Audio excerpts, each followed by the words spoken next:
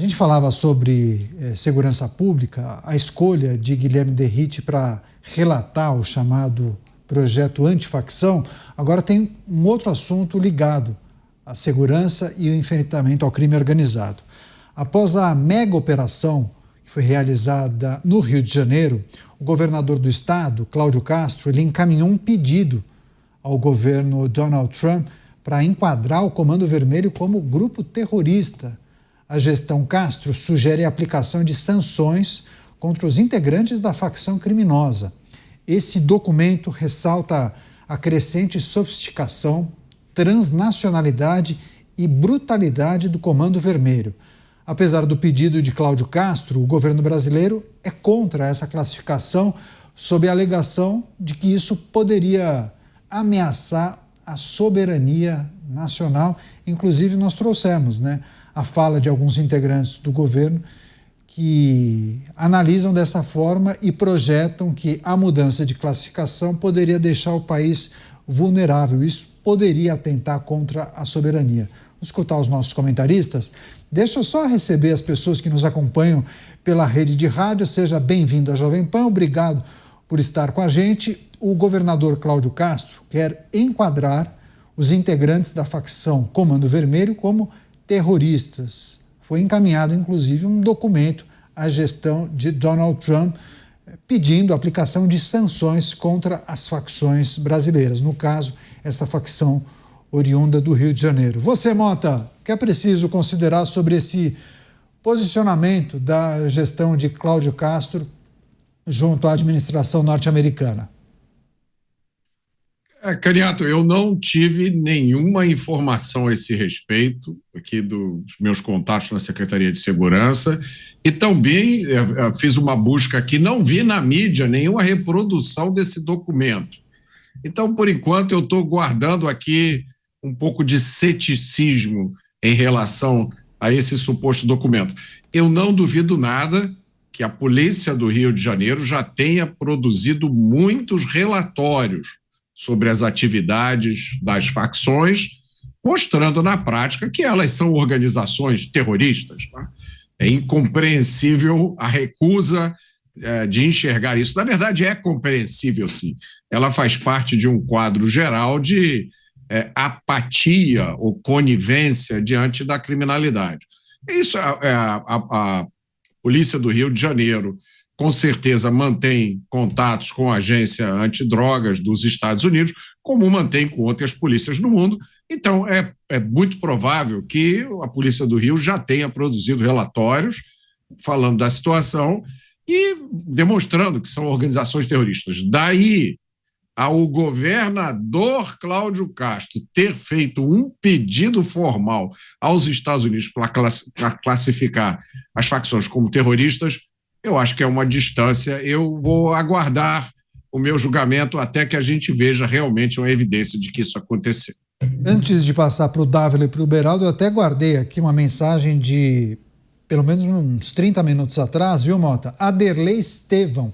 Caniato, por gentileza, poderia pedir para o Mota dar um feedback de como está o Rio de Janeiro depois da ação do Cláudio Castro? Bom, o Aderlei deve saber que você mora no Rio.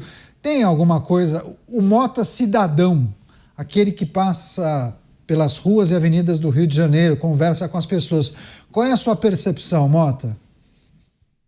Bom, primeiro eu sempre preciso dizer que eu sou um apaixonado pelo Rio de Janeiro. Vai ser muito difícil vocês me encontrarem falando mal do Rio. Eu não sou desses que diz que o Rio acabou, que o Rio está à beira de um abismo, até porque eu vejo repetições das mesmas situações há 20, 30 anos aqui no Rio de Janeiro. A notícia que eu tenho, Caneto, bom, primeiro, como cidadão, eu vi uma presença policial maior nas ruas, eu vi inicialmente uma sensação de que finalmente alguma coisa está sendo feita, logo em seguida a operação, mas no dia seguinte a gente teve aquela morte trágica de uma menina baleada na cabeça na linha amarela. Então vem sempre a lembrança que o Rio de Janeiro, na verdade, é uma cidade sitiada por facções, que a qualquer momento podem fazer essencialmente o que elas quiserem, porque elas contam com a impunidade propiciada pelo sistema de justiça criminal. Eu tenho notícia de que imediatamente após a operação houve, ou teria havido, eu não tenho confirmação, uma grande queda nas ocorrências policiais, o que é natural, né? Quando você pensa no que a polícia conseguiu fazer, é natural que os bandidos agora tenham um receio. A gente também escuta dizer, as pessoas comentando nas ruas, de que outras operações já estariam programadas.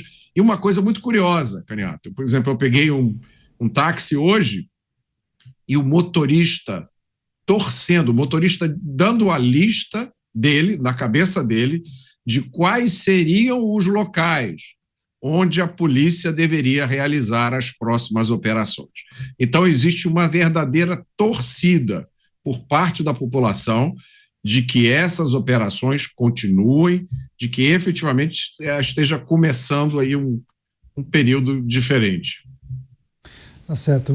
O Mota fez um apontamento sobre a ausência de informação sobre esse documento que foi destacado nessa notícia que nós trouxemos, e trata-se, segundo as informações que nós temos, inclusive a nossa produção compartilhou, de um documento confidencial. Teria sido enviado ao governo norte-americano com um carimbo vermelho de top secret, confidencial, uma análise elaborada pela Subsecretaria de Inteligência Integrada, subordinada diretamente ao governador Cláudio Castro, sugerindo, segundo as informações divulgadas, a aplicação de sanções aos integrantes do Comando Vermelho, principalmente sanções de ordem econômica. Naturalmente, isso não foi divulgado via assessoria de imprensa, é uma informação de bastidor, top secret, ultra confidencial, e a gente precisa aguardar o avanço da divulgação dessas informações. Também não sabemos se esse é o trâmite mais comum, né, Dávila? Se o governo do estado pode se comunicar diretamente com a presidência de um país como os Estados Unidos. Mas se isso for verdade, mostra pelo menos uma tentativa. O que é preciso considerar em relação a esse movimento, Dávila? Não considerar muita coisa, não. Ainda mais quando o ultra confidencial aparece na imprensa. Alguma coisa está errada, né? Mas, Caniato, o importante agora é aquele movimento dos governadores em apoio ao governador Cláudio Castro continuar unido e mobilizado para aprovar este projeto no qual o Derrite vai ser relator. Essa é a prioridade número 1 hoje. Mantenha aquele time unido, coordene as ações, vão a Brasília, façam pressão nas suas bancadas estaduais para que nós possamos, finalmente, ter um bom projeto de combate ao crime organizado. A oportunidade está aí.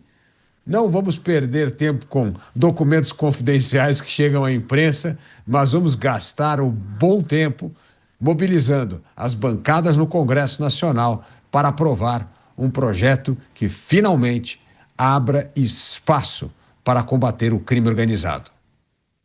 O governo estadual pede a inclusão do Comando Vermelho em uma lista específica há um departamento que é responsável por incluir na lista os bandidos que integram a facção criminosa, e naturalmente esse departamento poderia impor sanções econômicas e comerciais contra pessoas, organizações e países.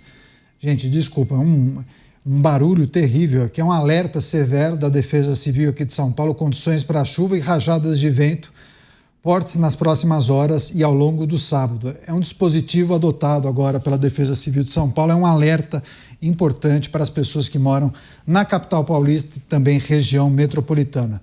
Deixa eu passar para o Beraldo trazer a impressão dele sobre esse documento, a veracidade do documento, a informação que foi divulgada por alguns veículos de imprensa e essa aparente tentativa do governo estadual de manter contato com a administração federal norte-americana. Beraldo. Bom, eu já vejo a cena, né? O governador sentado na sua cadeira, né? Aquela cadeira presidente, numa mesa de madeira, bonita, e aí a secretária com uma máquina de escrever. Dona Clotilde, escreva o que eu vou dizer. ao senhor presidente Donald Trump. Aí a dona Clotilde está lá digitando, né, teclando a carta. Aí no final vem o chefe de gabinete com o carimbo vermelho e carimba lá, top secret. Aí vem o ajudante de ordens, coloca aquilo no envelope, coloca a cola ali e leva para o correio. E aí ele despachou agora pelo correio e está lá o Correio Brasileiro, esse serviço maravilhoso prestado à população brasileira por esse correio que dá 8 bilhões de reais de prejuízo todos os anos, encarregado de fazer a carta datilografada pela gentil e simpática dona Clotilde, fazer essa carta chegar às mãos do governo norte-americano, que vai abrir, vai ler aquilo ali, vai chamar uma reunião de cúpula e vai dizer: agora temos essa informação quente, top secret, do nosso parceiro agora, governador do Rio de Janeiro, Cláudio Castro, então vamos incluir o Comando Vermelho, que a gente nem sabia que existia. Aliás, temos que descobrir por que os nossos representantes do Departamento Antidrogas que ficam lá nos consulados brasileiros nunca nos falaram desse grupo chamado Comando Vermelho, The Red Command, oh my God! Aí eles vão agora, pronto, tudo vai mudar e vai virar uma organização terrorista e, segundo a narrativa do governo, os Estados Unidos vai mandar um porta-aviões agora para frente do Rio de Janeiro, ali, para o porto do Rio de Janeiro, vai mandar uma tropa enorme e vai mandar drones também, porque aí eles vão começar a afundar os barcos que saem com drogas do Rio de Janeiro. Então, assim, é uma novela, um negócio assim realmente muito criativo, né, para 2025, alguém supor que uma comunicação do governo brasileiro ou do governo do Rio de Janeiro se dê nesses termos, Candidato. O governo do Rio de Janeiro e o governador Cláudio Castro vem tratando disso já há bastante tempo, tem uma preocupação muito grande e real com o governo norte-americano, que é o fluxo de fornecimento de armas para o Paraguai, o exército paraguaio, né? Então o governo paraguaio tem um contrato de compra de armamentos norte-americanos, só que esses armamentos, ao chegarem no Paraguai, parte deles é desviado para abastecer com armas e munição as facções criminosas. Boa parte, ou talvez a grande maioria das armas de grosso calibre apreendidas no Rio de Janeiro tem origem norte-americana. E, obviamente, não é o governo americano autorizando essa venda para as facções criminosas. O governo norte-americano precisa agir, e precisa agir de forma muito dura para cessar esse caminho e punir o Paraguai. O Paraguai tem uma responsabilidade imensa no financiamento do crime organizado no Brasil. Aliás, o brasileiro comum, todos nós, precisamos nos dar conta de que esse aumento de impostos que temos aí, tudo é motivo para aumentar imposto no Brasil, para aumentar a nossa carga tributária, aquilo que sai do nosso bolso para financiar o governo, e o governo faz que não viu que perde 20 bilhões de reais por ano em arrecadação em cima do consumo de cigarro, porque a maior parte do cigarro consumido no Brasil é contrabandeado do Paraguai. Porra, é o Paraguai. O Brasil sequer consegue impedir o fluxo de milhões de cigarros contrabandeados do Paraguai para o Brasil. Não é possível isso. Isso é o cúmulo da incompetência ou é o símbolo da corrupção, porque não é por acaso que isso está acontecendo. Portanto, nós temos que ver não apenas o Estado do Rio de Janeiro, mas, sobretudo, o governo federal lidar a sério com o problema que o Paraguai gera para o nosso país. E, certamente, isso não vai acontecer através da cartinha digitalizada não, teclada pela simpática dona Clotilde. Nos últimos minutos, enquanto o Beraldo discorria sobre esse assunto, o Mota teve acesso ao relatório ou à carta, né? O Roberto Mota vai trazer, inclusive, não sei se conseguiu acessar o documento ou verificar os principais pontos. O que é preciso considerar sobre esse documento, Mota? O que eu tenho aqui comigo, Caniato, que me foi enviado pela Secretaria de Segurança, não é uma carta, é um relatório. O título é Análise Estratégica, Inclusão do Comando Vermelho nas listas de sanções e designações dos Estados Unidos. Esse documento, ele analisa, ele faz uma análise rápida das atividades do Comando Vermelho, diz que essas atividades, né, a sofisticação, transnacionalidade e brutalidade do Comando Vermelho colocam essa organização dentro dos critérios estabelecidos pelas autoridades americanas para sanções econômicas, né, para grupos terroristas. Aí o documento diz quais são as sanções que seriam aplicáveis ao grupo se ele fosse incluído na lista da OFAC, que é aquele escritório do governo americano que monitora essas sanções, que as sanções a gente mais ou menos já conhece, né? Congelamento de bens que estejam sob jurisdição americana, proibição de transações financeiras e comerciais com qualquer cidadão ou empresa americana, bloqueio da entrada nos Estados Unidos, restrição de acesso ao sistema bancário internacional. E aí o documento explica qual seria a importância dessas sanções, qual seria o impacto disso na segurança do Rio de Janeiro, né? Legitimidade para classificar o grupo como terrorista, facilitação de cooperação técnica, de troca de inteligência. O documento lembra que outros países já fizeram essa classificação de facções como organizações terroristas. E aí o documento conclui dizendo que esse reconhecimento do Comando Vermelho como organização terrorista representaria um divisor de águas na segurança do hemisfério. Então, é um documento, tem vários anexos, é um documento técnico, ele não é uma carta pedindo que os Estados Unidos façam nada.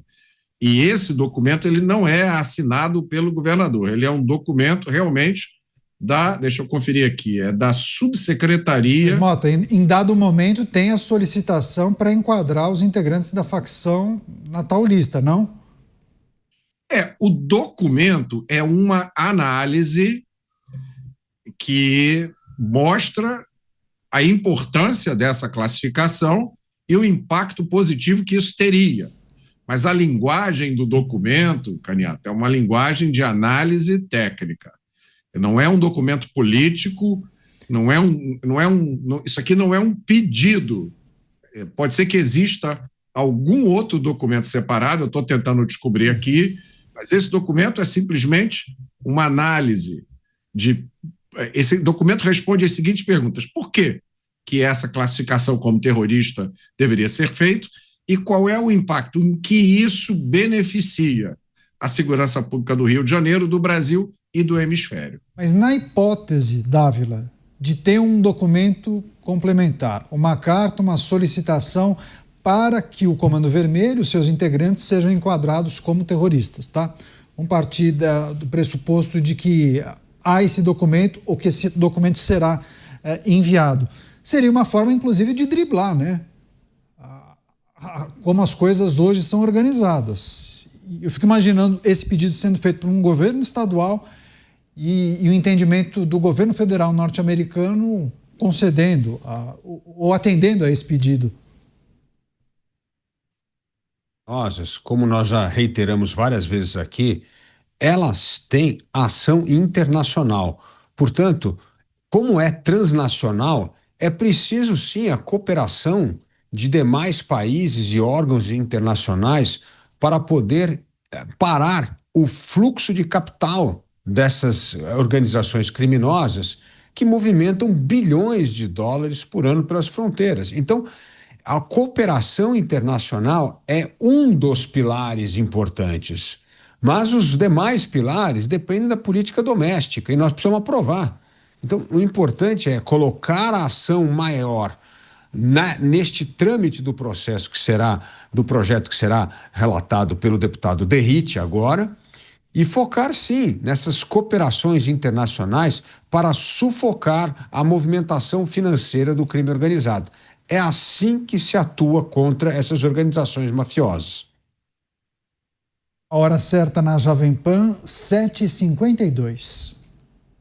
Deixa eu só passar para o Cristiano Beraldo arrematar. Agora a gente tem, inclusive, informações adicionais desse documento e não temos a confirmação se houve pedido. A informação que nós tínhamos é que a administração estadual teria feito uma solicitação para os Estados Unidos enquadrarem o Comando Vermelho como organização terrorista. Beraldo, só para a gente arrematar, para fechar essa discussão. Eu fui muito irônico no meu primeiro comentário, mas só para colocar aqui em termos práticos, né? O governo norte-americano mantém representantes do Departamento Antidrogas, o DEA, né, o DEA, que ficam nos consulados no Brasil, inclusive no consulado do Rio de Janeiro, e obviamente é feito um trabalho ali muito grande de monitoramento, não apenas dessas organizações criminosas, mas também de todo o fluxo de drogas que saem do Brasil em direção aos Estados Unidos. O governo do Rio de Janeiro sabe disso e o contato natural e imediato pode ser feito diretamente com o consulado dos Estados Unidos no Rio de Janeiro, porque o Comando Vermelho ele não tem um CNPJ, né? O Comando Vermelho é como o MST, é uma organização que tem ali uma estrutura informal, com as suas lideranças que são conhecidas das autoridades, tanto brasileiras quanto norte-americanas, e um intercâmbio de informação é extremamente importante porque ninguém está mais bem informado sobre as movimentações, as novas ramificações, as novas atividades e os novos membros que vão ascendendo na história do Comando Vermelho do que a polícia do Rio de Janeiro. Aliás, não só o Comando Vermelho, mas outras facções criminosas que atuam no Rio. Então, esse intercâmbio ele é fundamental e o apoio dos Estados Unidos se dá, sobretudo, do ponto de vista de informação e impedindo, como eu falei anteriormente, que haja esse fluxo de armamentos que saiam dos Estados Unidos e acabe chegando ali nas facções criminosas que atuam no Rio de Janeiro. Portanto, é extremamente benéfico, não coloca nem um pouco em risco qualquer tipo de aspecto da soberania brasileira, mas é uma ajuda extremamente importante para o governador Cláudio Castro continuar e fortalecer a sua cruzada contra o crime organizado. Sem dúvida, e naturalmente acaba permitindo que nós acabemos analisando e debatendo esse assunto. Acho que na semana que vem a gente continua tratando das questões que envolvem o Rio de Janeiro e o avanço nessa agenda anti-facções criminosas.